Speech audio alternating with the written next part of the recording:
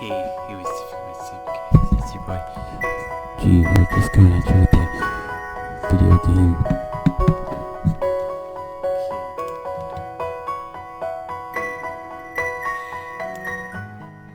Alright. There, that's a good volume level. Alright, I found this nice Amine game. I can't read it at all. This is gonna be pretty Spicy. if you know what I mean. Right. Start. Oh. I tap my pen against my cheek, mumbling to myself, these numbers rise to my mind. Yes, that makes a total of $375. I get paid $9 an hour, so that means I glance down at my notebook and quickly scroll through the calculations, probably using much more force than necessary out of frustration. Why are the textbooks for this year so horrendously expensive? Do they realize how many more shifts I have to cover just to make up for the dent in my wall? Okay, never mind. Just rate that yourself. Finally satisfied with my planning, I let my pen fall on the table with a loud clank, causing several people to turn their heads in my direction. I look over the divine gaze and end up meeting the eyes of, ooh, look at that guy, he's burning headphones. So I know he's cool. Spicy. Ooh, he looks familiar.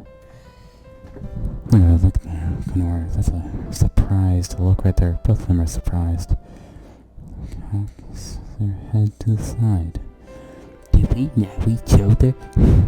The familiar stranger lifts his hand in an excited wave.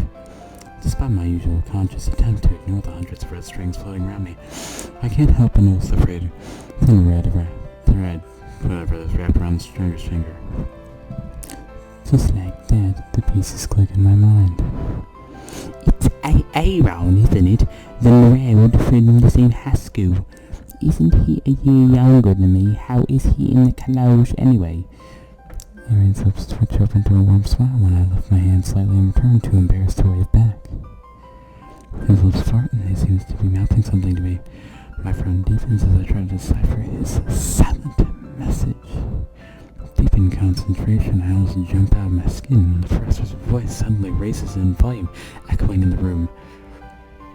Perhaps the toilet is in the heartfelt reunion inside the room. I wouldn't interrupt, of course. My head snaps up at lightning speed, my face burning in embarrassment, and I was Aaron turning back with a horrified expression. No? Well, when will you be so kind as to answer my question, then? I can only stare back blankly at him without a single clue of what question he's referring to. Aaron seems to be in a similar predicament, and he's squirming so much in his seat from what is undoubtedly an unprecedented situation that I fear he'll fall to the floor soon. He said it's worth 60% of a grade from the course. I try not to let my surprise show when a low hiss drifts from my ears from behind me. Attempting to sound casual, I clear my voice and repeat what my anonymous savior said. You said 60% of a grade for the course, right? The professor pauses and turns back to the projector screen with a nod, but not before shooting me one last warning glance. In his relief, I twist around slightly to thank whoever it was that saved me from getting kicked out of class on my first day.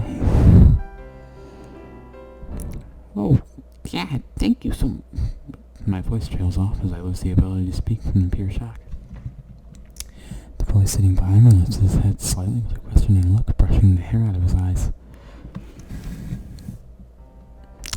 You're welcome. Are you alright? His eyes fall to my finger for a brief second before his eyes darken in understanding. Ow. Recovering from my stunned speechlessness, I lower my voice to a hush and whisper urgently to him. My heart is pounding in my chest. You can see them too, can't you? I got no idea what you're talking about. His cold reply cut across the air and I jerked back, my mouth closing uncertainly. No, I can't be wrong. This is the first time I've seen anybody else put that vivid red string around their finger. The string's just like mine, so faint and stretched that it's invisible to the naked eye.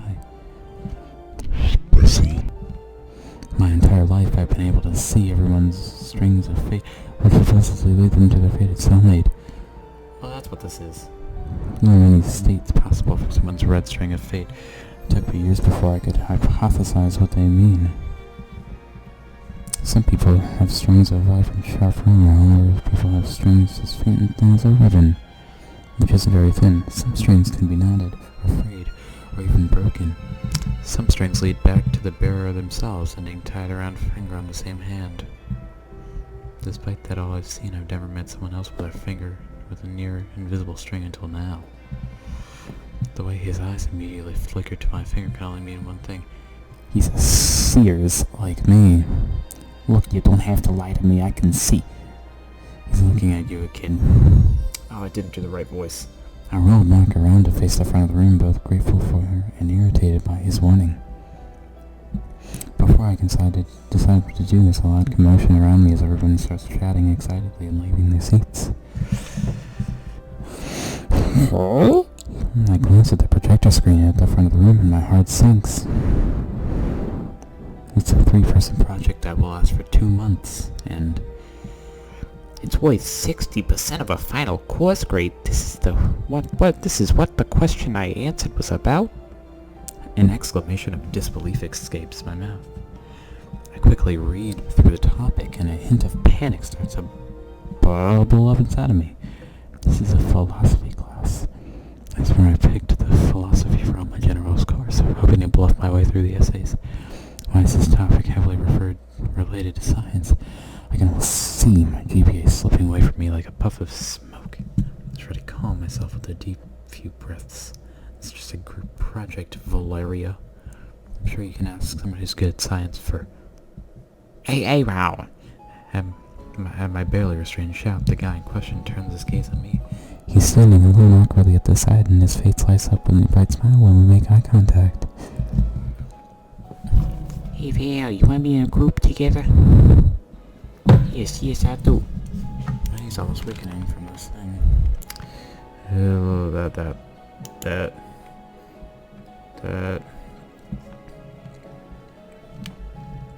More of that.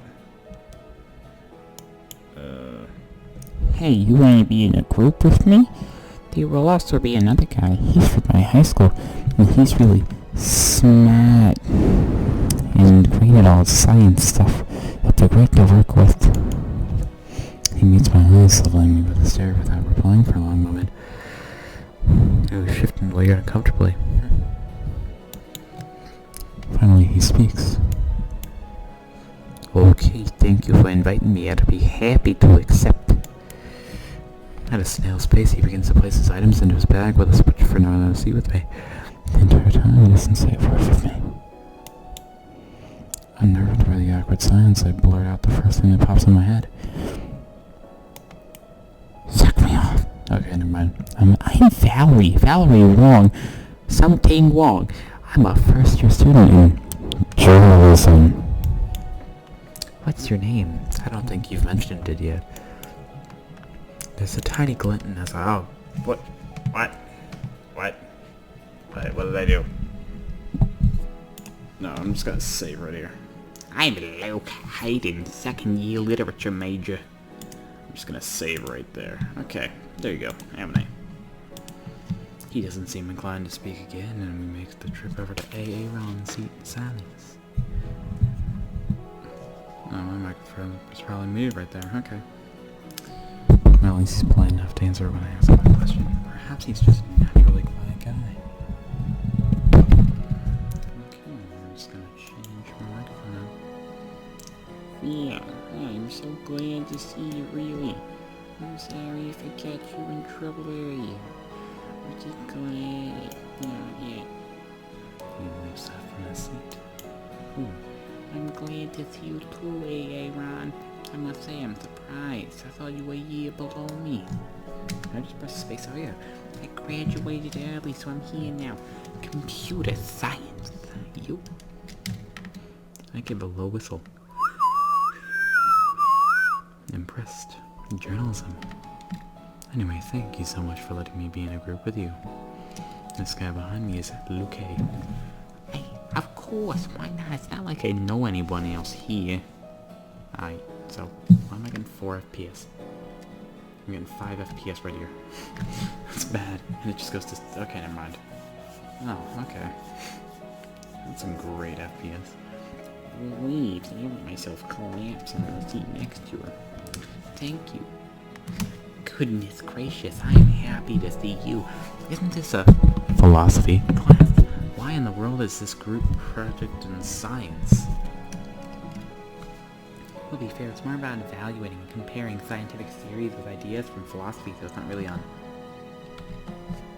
something. He stops at my exasperated stare and he flashes me a sheepish smile. Don't worry, we'll be fine. Let's get this started, shall we? Affected by his contagious enthusiasm, I can't help but smile back. Might as well. Aaron immediately launches into a speech about the various ideas he's come with in the past 2 minutes since the teacher announced the topic. Ooh, spicy.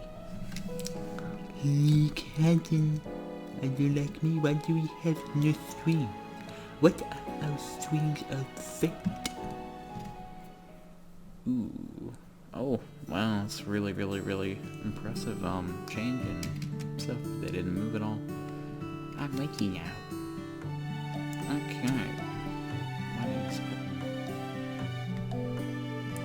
He's talking to me pretty real. Ooh, so there's a true. His heart is easily captured. Ooh, you know this is my arrival first. She's here. It looks quite an announcement, and Aaron jumps in his seat, immediately whirling around to give me a warm smile, even as his cheeks are tinted with a slight shade of pink. Right, yes, right. Yo, Val, you're here, sorry. I'll catch you later, Aaron. You leaving? I'm sure you have something better to do. Right, I'll see you around then, Fiona. The girl leaves with a wave, and Aaron stares after her, retreating back before turning to me with an embarrassed smile, his cheeks tinted red. I'm sorry, did I interrupt? No, I just met her 5 minutes ago. It was a casual conversation, nothing more. Is it just me, or does he seem saddened by that? Are you sure there's nothing more to it? He seems startled by my teasing grin, and his flush deepens. Did you not notice how gorgeous she is? She's way out of my league away.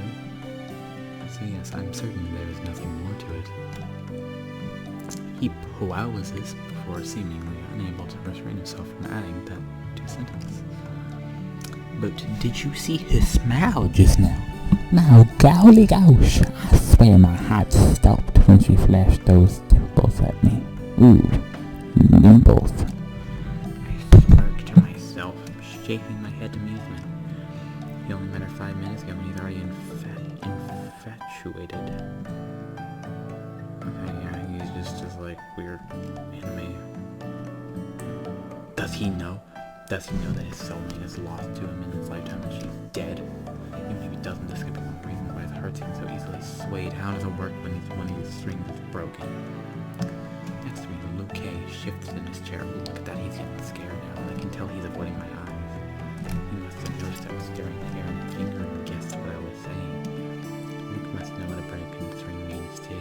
It takes merely 2 seconds to search on the internet to find out that, according to legend, a red string of fate can bend or stretch but never break. It takes fewer than 2 seconds to realize that legends aren't always right, and those walking on the street with their red string of broken is all the proof we need. Hey, Aaron. Anyway, sorry about that. Hey, I did my time, and I want out. So if you say